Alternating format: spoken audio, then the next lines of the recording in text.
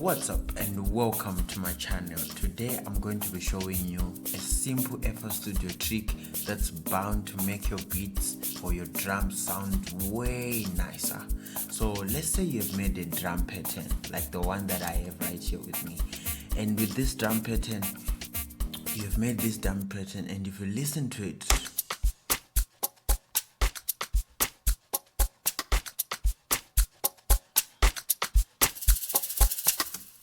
it's nice, but it's not wow, it's not amazing. It doesn't have that thing that makes it feel natural, like someone actually played the drum. So today I'm going to be showing you how are you able to achieve that. If you compare your drums to a professional release track, like these drums are for Amapiano, if I compare them to like Capture the Small or Maporisa's drums, yeah, they're missing something, that one element. It's not gonna make them be 100% like Capture the Small or Maporisa, but this is guaranteed to take your drum loops to another level. So today I'm going to be showing you how to do that with what we call a swing. The swing is found right here on your channel rack. If you're using FL Studio 20, you see this dial right here, and this dial you can turn it up and down. If you put your mouse there, you're going to see that up here in this corner right here, if you put your mouse right there, it says main swing. So before we jump into Capture the Small drums and Maporisa drums, let's talk about swing. What is swing? So to swing something is just to move it from one place to another, like back and forth. You know, that's the definition I can come up with right now.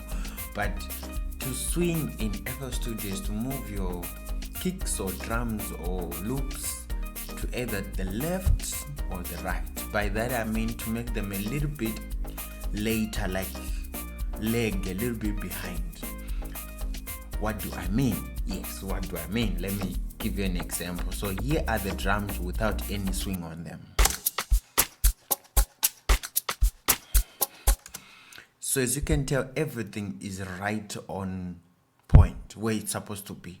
The kick kicks exactly at their fall to the floor. The snares, they do whatever they're doing wherever they have to do. But if I put the swing to 100%, I want you to listen very carefully.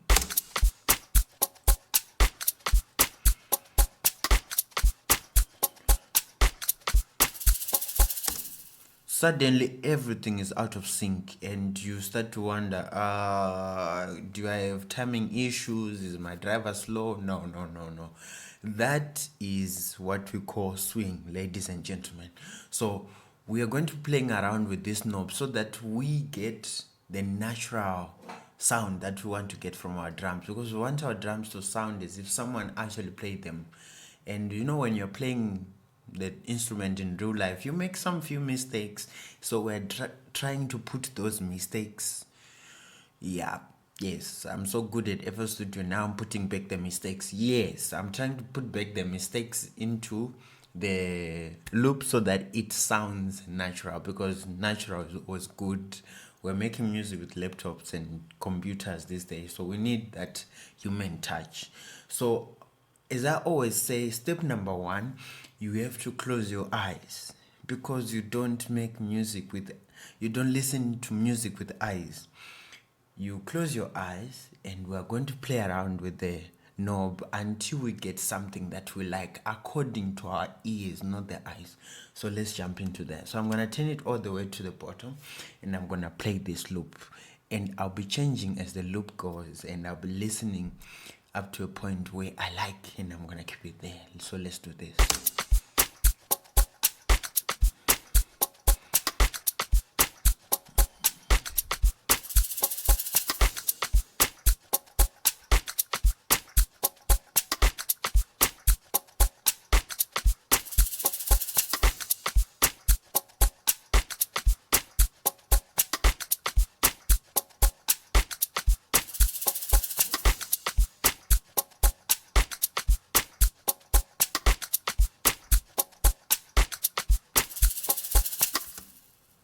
So I kind of like it around 23%, and I find that it's not too much to a point where it feels like I don't know how to make a beat, and it's also not too little to a point where yeah, it's boring. It's just, yeah. But this way I have made my drums sound a little bit more natural. It's not a very big change, but trust me, if you put this element into your drum samples or your drum loops, this will make your beats or music sound more natural, like someone actually put time and effort into playing these drums while you were recording them. It kind of fools people around, but it's a good thing because they'll never know.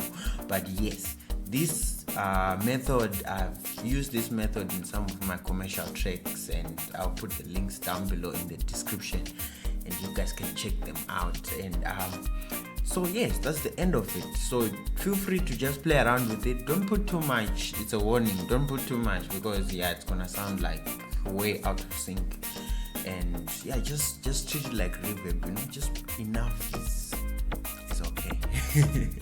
Yes, it's one of those things that way too much does not necessarily mean better. But yeah, so without wasting your time, if you have liked this video, if you found something helpful in this video, if you're going to use this method in your next beat, don't forget to click like, yeah?